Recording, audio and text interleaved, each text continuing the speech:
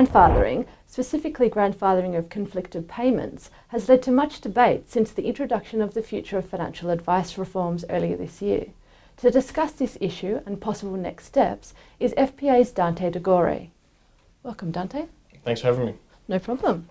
So I'm just interested in knowing what will the FPA's steps be in regards to discussing issues of grandfathering with the government, in particular the new Assistant Treasurer, Arthur Sinodinos. Yes, well, the FPA has started these discussions before the election, so this is not something that's occurred after the election. It's been ongoing for some time before FOFA even commenced, and a lot of our discussions with Treasury at the time, obviously with the previous government, discussing what the issues were in respect to the restrictions of advisors changing licensees, yes, or advisors selling their business to another advisor, another licensee. So Treasury are aware of that. The main issues are around market competition, yes, and freedom of trade, if you like, restriction of trade, allowing advisors to change employers. So from that perspective, Treasury are aware and understand the issue. And we did work on a number of changes or amendments to the regulations to allow this grandfathering issue to go away, so that there was no restriction of trade. Of course, the election came about. We've had a change of government. So these discussions now need to start again with the new government. We are aware that the Treasury have briefed the government and Arthur Sinodinos around the issues with grandfathering. So now it's just a matter of time in respect to when potentially those amendments will occur. Okay. Do you think, and this hasn't really been, I suppose, discussed at length, do you think that the industry should potentially lobby, or there should be any compensation, I guess, due to the unintended consequences of FOFA?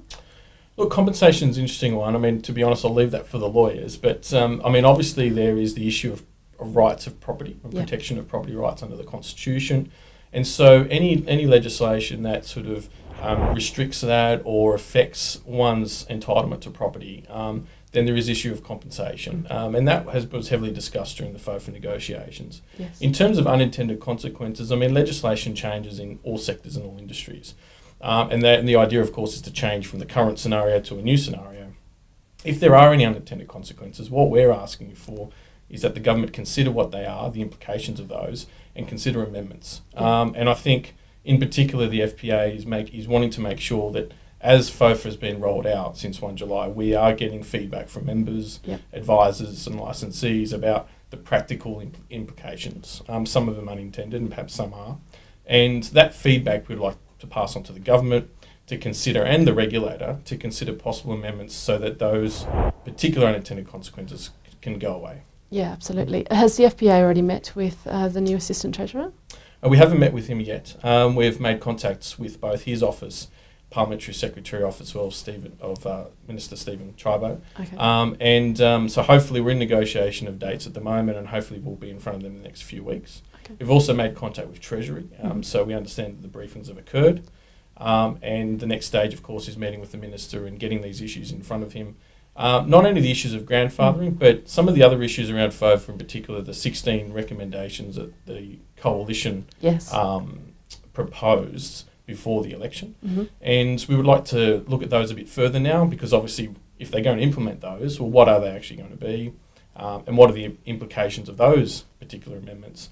And are they still amendments that the industry wants? Yes, that's a good point. And I suppose moving on in the sense that, do you think that there should be a review of FOFA and the implications to industry?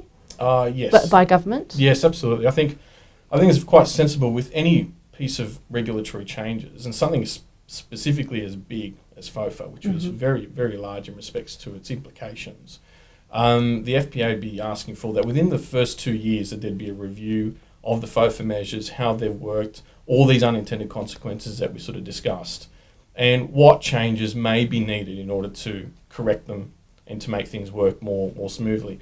Always looking at the policy intent. So what was the objective of FOFA? Yes. Going back to it, have the changes or the measures actually delivered on those objectives?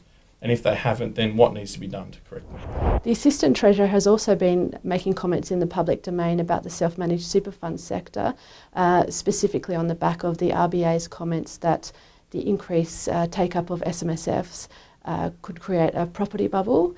Just wondering if the FPA has any comments to make in regards to this matter? Yes, obviously self-managed super funds being a fast increasing segment of the superannuation sector. 900,000 members and trustees, $500 billion worth of assets. So it is quite large, obviously, in respect to the size.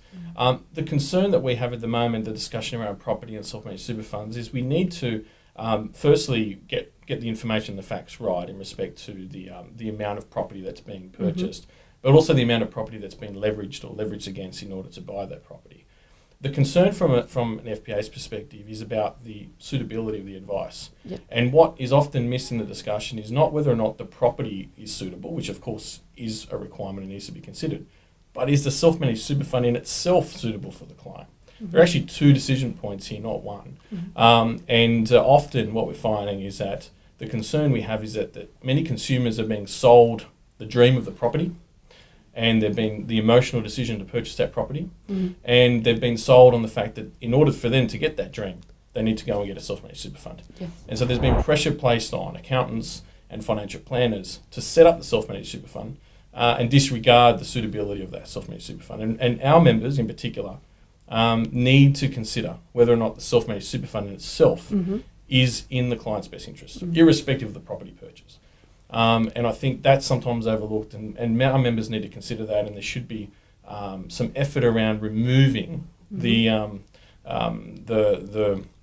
influence from some of these unregulated, unlicensed individuals about spruiking self-managed super funds.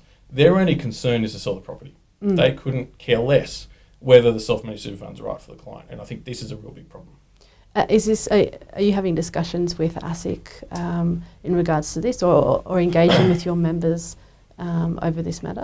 Look, we get flooded by emails from our members in respect to the advertising, the promotions, the seminars that come up in respect to this matter. We are in contact with ASIC all the time in respect to passing these on, and ASIC quite grateful of getting these, and so we're building up a portfolio of this evidence. We're responding to ASIC's consultation paper on CP 216 around the self-managed super fund disclosure, and we're making a big point around not only the role, we have to recognise the role of advisors and make sure that their advice process is suitable. They consider their obligations. Yes. But equally, we have to be mindful of those people outside of the licensed family who are influencing everyday Australians to go down this road, which is just not suitable, not right. And our concern, of course, is this is going to blow up one day, and we're going to have to clean up the mess. So the best thing we can do now is to consider how we prevent that, and we need to go back to the basics. Is a self-managed super fund right for you? If we could move to, I guess, a lighter note now, the FPA is holding its first professional congress this month. What can members expect to see that the FPA hasn't potentially looked at in previous conferences? Yeah, look, very excited by the National Congress, obviously in October, our first professional congress. Look, the big key difference is that this congress has been designed by practitioners, for practitioners. It is purely an event for practitioners around their development, learnings, and improving their knowledge areas around best practice, around their technical expertise, and also a lot about them, personal development. Spending a lot of sessions around improving one's own personal development around time management, as an example, is one of the probably most popular classes that we're running. So this event is for practitioners, about practitioners, very heavily around the educational side and personal development. We also have two key theme masterclasses being run around portfolio construction and life risk, advanced levels of learning around those areas. So look, the Congress is a unique opportunity. We think, as you know, the FPA is around transitioning the industry to a profession, and we think part of that is having a professional Congress where professional practitioners come together as a community. We're opening up to consumers as well, so there's nothing to hide here. This is, we want consumers and everyday Australians to sort of see the education and the content that financial planners are learning at these conferences, and to show that the fact that these things are not only beneficial for our members, but they're benefiting them, because what they learn from here they can apply back to their consumers and to their clients. So look, very excited and can't wait for it to kick off. Wonderful, excellent. Well, thank you so much for your time today. You're welcome.